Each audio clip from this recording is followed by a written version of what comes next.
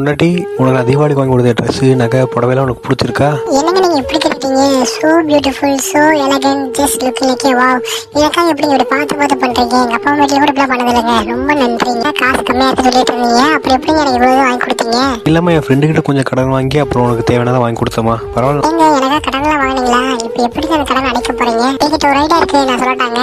சொல்லுமா, என்ன ஐடியா? நான் டிவில ரோட்ல பாத்துங்க, ஒரு மாலை இருக்கா. அந்த மாலையை மட்டும் வாங்கி நம்ம மந்திரிச்சு நம்ம கழுத்துல போட்டுக்கிட்டோம்னா நமக்கு இருக்க கடன் பிரச்சனை, சொத்து பிரச்சனை எல்லாமே தீர்ந்துருவாங்க. நீங்க போமா, எனக்கு அதுல எல்லாம் நம்பிக்கை இல்லம்மா.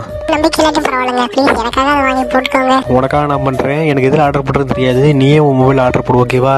நானே ஆர்டர் பண்றேங்க. உங்களின் ஆர்டர் உறுதி செய்யப்பட்டது.